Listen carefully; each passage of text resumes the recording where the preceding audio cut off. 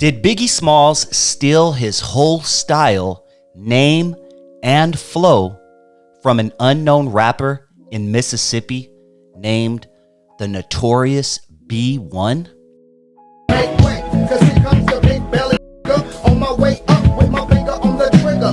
Big Daddy is a song by Mississippi-based rapper Notorious B1, also known as Notorious Big One, from Mississippi.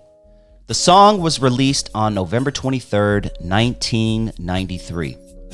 The song is similar to the more successful hit single Juicy by the late great Notorious B.I.G. It has been alleged that Sean Diddy Combs, the CEO of Bad Boy Records, stole the song's beat along with Notorious B1's name and flow. Is that true? Let's take a deeper dive. I'ma break it down for you this time, but the next time punkies don't get hectic if I ain't respected. A few years ago, a story began circulating online of a Gulfport, Mississippi area rapper who used the name Notorious B1, also written as Notorious Big One. He released his first project on a local label called Dragon Records, also credited as Mississippi Doughboys. The song uses the same Juicy Fruit sample and contains lines and themes similar to what later became Biggie's 1994 hit, Juicy. It took a long time, but now I'm living back. Notorious B1, Mr. Big Daddy. Notorious B1's song, Big Daddy, was sent out to several record labels in hopes of landing him a major deal. It is said that Puffy got a hold of the tape. At the time, it is alleged that he needed a name and a single for his latest artist, Biggie Smalls, who was beginning to blow up in the streets. That is when he supposedly came up with the idea of naming his artist the Notorious B.I.G. and naming his first single, Juicy. No one is 100% sure on how true this story is, but the similarities are pretty clear.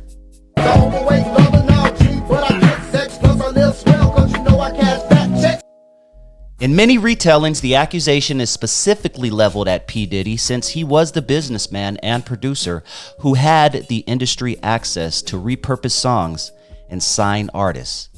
Not necessarily that Biggie personally tracked down or stole the tape.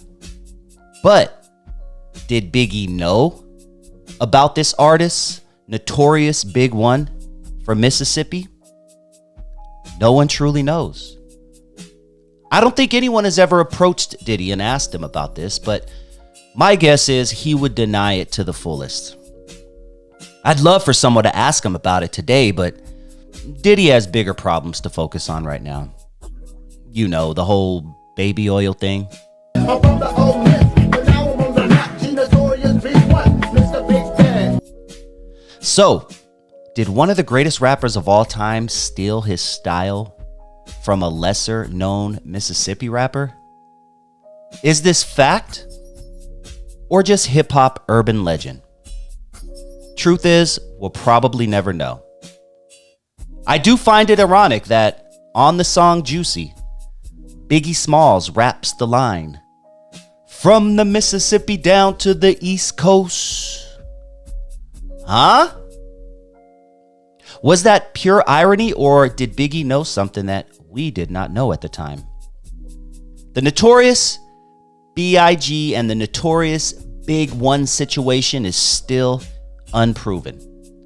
No official records show that Notorious B1 filed any charges against Bad Boy and Diddy, which is very odd. It makes me wonder, did Diddy throw some money at the Notorious B1 in the beginning to keep him quiet? I mean, it makes sense, but who knows? No major news outlets or music industry sources like Rolling Stone, New York Times, Billboard, MTV News, court documents, none of them are reporting a lawsuit or verified plagiarism case between Notorious B1 and Bad Boy and Biggie Smalls. I searched for court filings and mainstream coverage and came up empty. That doesn't necessarily prove nothing ever happened, but if a national act or label had been successfully sued or publicly accused in a well-documented way, it usually shows up in music press archives. There's no widely accepted discography for Notorious B1 in major music databases with mainstream level entries, and there are no reliable label histories confirming Dragon Records releases that reached national distribution. Most references to the tape and track are small posts and user-generated pages. The most visible references to Notorious B1 exists on social media, YouTube videos, and forum threads, rather than authoritative music archives. So, did Notorious B.I.G. steal Notorious B1's style? The claim survives mainly as an internet rumor and YouTube fodder. The bottom line is the Notorious B1 story is an intriguing claim and could be true in the sense that obscure tapes sometimes predate mainstream hits. But at present, the claim is not backed up by mainstream verifiable sources. Most of what exists are social posts, YouTube clips, and forum threads repeating the allegation. But what do you think? I would hate to think that one of the greatest rappers of all time stole his style from some dude in Mississippi. But I wouldn't put it past the music industry. Puffy was a very powerful person, even back then. And if anyone could have pulled this off, it would have been him. I'd love to know your thoughts, though. Please comment down below. Do you see the similarities? It's kind of hard not to, right? Do you believe Diddy went down to Mississippi, found this tape, decided to bring it up to New York, and repackage and rebrand his artist Biggie Smalls into the Notorious B.I.G.? Did Biggie or Diddy somehow get a hold of this tape that was being sent out to record labels? Who knows? But comment down below. I would love to know your thoughts on this story. And please hit that like button if you have not already. And if this is your first time joining the channel and you like what you hear, please hit that subscribe button. And if you enjoyed this video, you might just enjoy this bonus clip from my channel that I am about to play for you right now. Now, the 80s was a rough time to grow up. You mentioned 81. I was born in 78, so we're pretty much in the same generation. Yeah. I remember the 80s and 90s. Even for a civilian like myself, it was just tough navigating, through the streets, especially when crack hit. Crack hit LA hard. It hit everybody hard across the country. But were you old enough, or did you understand the impact back then in the 80s and early 90s of what crack was doing to inner cities? Well, at that time, obviously, I was young, and, my pops, I actually didn't find out until later in life that he was somewhat involved in, those kind of activities. He had some friends that were dealing, and, he ended up losing his job at the time. So he kind of had no choice but to kind of get involved in that to make the money that he needed to make to pay the rent and get the food on the table and all of that. But at that time, I didn't know anything. I had no idea because he shielded us from a lot of that stuff that was going on. But I was aware at the same time, like there was just a lot of things going on outside of my block, a lot of fights, and, I've heard guns pop off on my block, and, it was definitely a rough time. And, obviously as you get older, you start to kind of see things and be exposed to certain things. But we didn't have the information back then that we have now, where you could go on a YouTube or you could go online or whatever the case may be and do your research, and everything is so available now, where back then it's like you had to be there and live it to actually see, what was going on. So with that being said, at that time, as I was younger, I didn't really understand that much. But as I started to grow up and started to be exposed to a couple more things, and it was like, oh, okay, So it was a process. Yeah. When did when did hip hop enter your life? Hip hop entered my life. I would say right around when NWA came out. Like NWA, Eric B. Rakim. But now the thing about that was, again, like my pops, he was a big disciplinarian. He didn't really like us, listening to music with cussing in it. I mean, even though at that time you didn't really, at least with like some of the groups, you didn't really hear too much cursing, like in the 90s. But you had your NWAs, you had a lot of that stuff going on, and my pops was kind of like, nah, like we don't, I don't want you listening to that stuff. But once the 90s came in, I would say like 91, 92, once Wu-Tang Clan came in and Death Row came in and all those acts that came out at the time, then it was just like, all right, now, I'm really digging this. Pop still wasn't too keen on the music, but at that point, again, I was growing up. I was a little older. I was rebelling a little bit, and it kind of drew me in. So I would definitely say, like, in the 90s. Once the 90s came in, 91, 92, that's really where I was drawn into it. Okay. And you know what? I've heard you show love to the West Coast in the past. For sure. And I know, I think you mentioned Tupac is your favorite MC of all time. Did I catch that? He's one of my top favorites, for sure. Okay, cool. He's definitely one of my top favorites. Cool. Being that you're on the East Coast, I would love, you mentioned NWA. Let's go a little bit back further. But you mentioned NWA. I would love to know your thoughts when you first heard NWA. You're on the East Coast, and there's this lifestyle of these dudes on the West with lowriders and saying F the police and throwing up gang signs, like things like that. What was your first impression when you heard, let's say NWA? Well, I mean, it was definitely something different. I've never seen anything like that before. Never heard anything like that before. So, again, like with my pops, he was very protective of me and my younger brother. So he would try a lot, very hard to kind of block a lot of that stuff from us.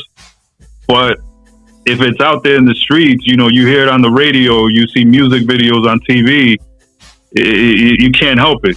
You're going to get drawn to it. It was definitely something different. Like, I've never seen anything like that prior to NWA, at least to my recollection. So seeing that, it was like, wow, like, this is definitely something different. Like, I've never seen this before. Maybe even in a movie, I don't think, like you see people like, shooting guns and doing whatever in movies, but it's like in music now, like this is something totally different. I've never seen or heard anything like this before. So it was definitely different. And I guess was different sometimes becomes attractive, right? Yeah. So, that's kind of where it was. And then again, just like seeing all these other groups, Eric B. Rakim, Big Daddy Kane, all, EPMD, all these guys that were doing it then, like they had their own little swag and their own thing, but NWA was definitely a different story. Yeah, for sure. Man, for sure, definitely. Let's fast forward a little bit, man. I like to ask East Coast cats their opinion on this big situation that happened in hip hop back in 95, 96. But, take yourself back. You're what, 15, about 15 or so, 16 or whatnot. But what were your thoughts when the whole West Coast, East Coast situation was going down? Crazy. It was crazy. You know what I mean? But I will say this, it produced a lot of good music. You know what I mean? I would say that was probably my best or my favorite era of all time, like 95, 96, 97. That was definitely my favorite era, but once you saw a lot of the casualties that came with it, Pac, Big, and all these things that happened, all these unfortunate situations that happened, it was a little scary at that point. It's like, wow, like really? Like, this is really what this kind of beef produced? Like, because at first you look at it and it's like, oh, they dissing each other. F the East Coast, F the West Coast, whatever the case may be, people taking sides, whatever. It was definitely something different, but it produced a lot of dope music. But again, the circumstances at the end of that was just a little too much. I felt like it went a little bit over the line at that point when we started to lose our soldiers out. Yeah. You know what I mean?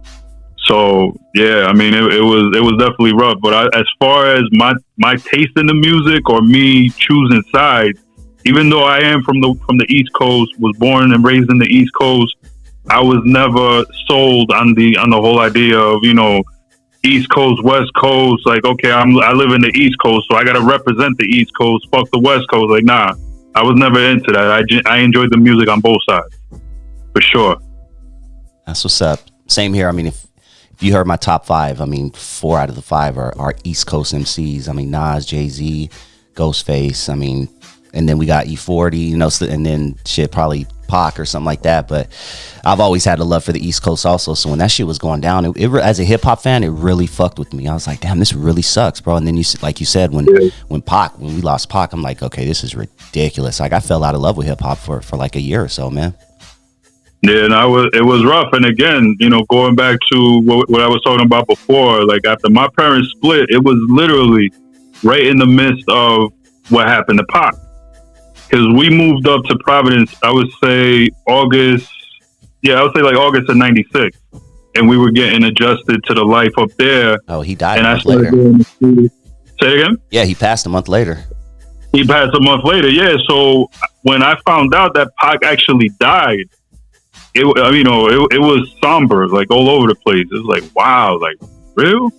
Because, you know, you heard about Pac getting killed, you know, Pac getting shot in the studio in '95 and getting robbed and all this stuff that happened to him in the studio.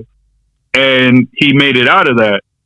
And then all of a sudden, it's like, okay, now he gets shot. You think he's going to make it out of that, and he doesn't. It's like, in a way, it kind of felt like, I mean, I don't know how familiar you are with Spanish music, but like when Selena got killed. Of course, yeah. You know what I mean? Like how, you know, you don't see things like that every day at that time.